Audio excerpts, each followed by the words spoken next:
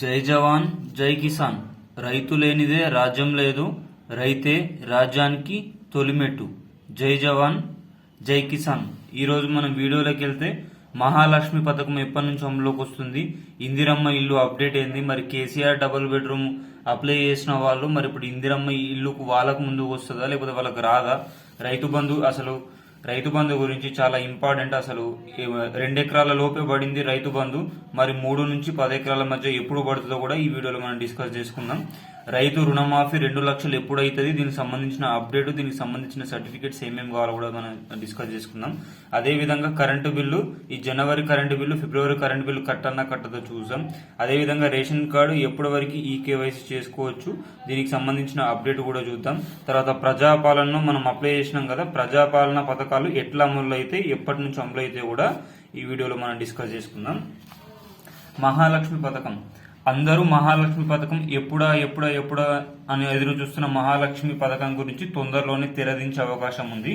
దీన్ని ఫిబ్రవరి 1st వీక్లో అమలు చేద్దామని గవర్నమెంట్ భావిస్తుంది. దీనికి సంబంధించి గవర్నర్ తమిళసై గారు కూడా పేర్కొనడం జరిగింది. ఫిబ్రవరిలో ప్రతి ఒక్క మహిళకు 2,500 రూపాయలు అనేది ఇవ్వడం అనేది జరుగుతుందని చెప్పేసి.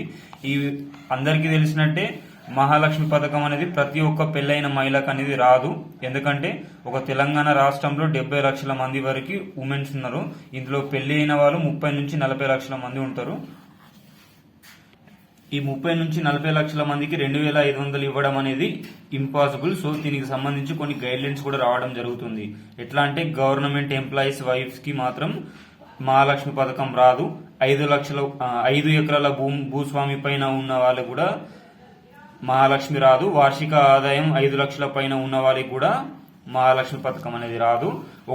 ఒక రేషన్ కార్డు మీద ఇద్దరికి కూడా మహాలక్ష్మి పథకం అనేది రాదు. ఎగ్జాంపుల్, ఒక ఇంట్లో 4 సభ్యులు ఉన్నారు.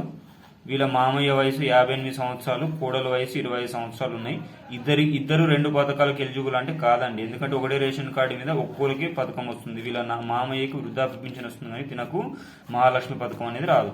ఒకవేళ మహాలక్ష్మి పథకం రావాలనుకుంటే వీళ్ళ మామయ్యది వీళ్ళది వేరే రేషన్ కార్డ్స్ ఉంటే మాత్రం ఇద్దరికి పథకాలు వచ్చే అవకాశం అనేది ఉంటుంది.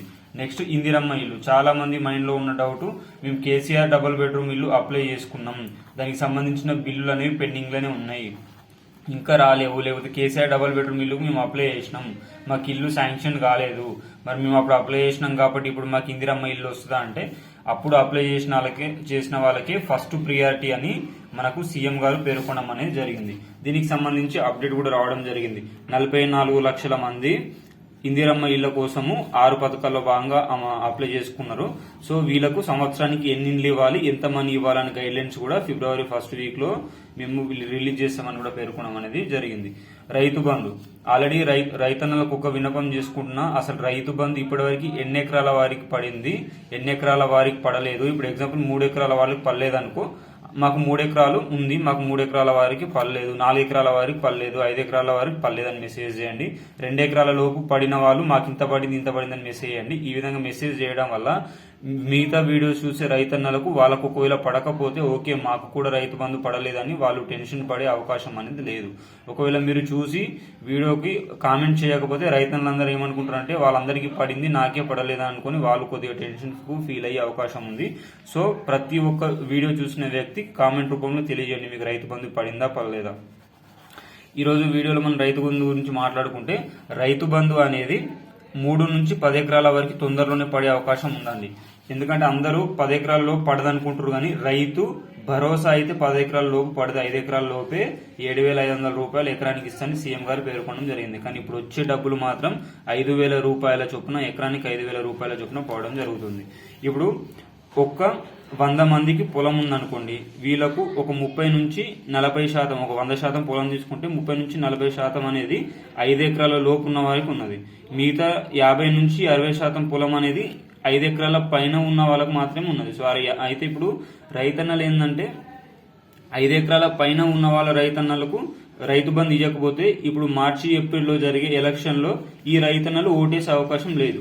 సో ఈ ఒక్క టర్మ్ మాత్రం రైతు బంధు 5 ఎకరాల పైన ఉన్న వాళ్ళకు కూడా ఇచ్చే అవకాశాలని ఎక్కువ మొత్తంలో ఉంది.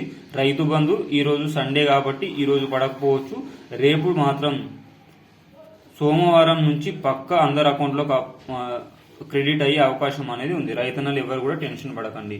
నెక్స్ట్ వచ్చేసి కరెంటు బిల్లు. ఈ జనవరి మంత్ కరెంటు బిల్లు పే చేయాల్సిందే. ఫిబ్రవరి మంత్ కరెంటు బిల్లు నుంచి మాత్రం 200 యూనిట్లు ఫ్రీ అని చెప్పేసి పేర్కొనడం అనేది జరుగుతుంది ఫిబ్రవరిలో. రేషన్ కార్డ్ ఈకేవైసీ కూడా ఫిబ్రవరి 29 వరకు చేసుకోండి. ప్రజాపాలనకు సంబంధించిన అప్డేట్ కూడా తొందరలోనే వస్తుంది. అంటే ప్రజాపాలన ఎంతమంది అప్లై చేశారు, 6 పథకాలు, ఎవరెవరు ఎలాంటి పథకానికి ఎలిజిబుల్ అనేది కూడా మనకు ఈ ఫిబ్రవరిలోనే అప్డేట్ రావడం అనేది జరుగుతుంది. ఈ అప్డేట్ వచ్చిన తర్వాత సెలక్షన్ లిస్ట్ ప్రకారం విలేజ్ విజిలెన్స్ అధికారులు ప్లస్ పంచాయతీ సెక్రటరీ కలిసి ఇంటింటికి తిరిగి సర్వే చేసి ఆ సర్వేని గవర్నమెంట్ పంపిస్తారు. ఈ గవర్నమెంట్ ఆ సర్వే యాజ్ పర్ సర్వే ప్రకారం ఎవరికి ఎలాంటి స్కీమ్స్ అప్రూవ్ చేయాలి ఏంది అని చెప్పేసి అప్పుడు అకౌంట్ నంబర్స్ అనేది తీసుకోవడం అనేది జరుగుతుంది.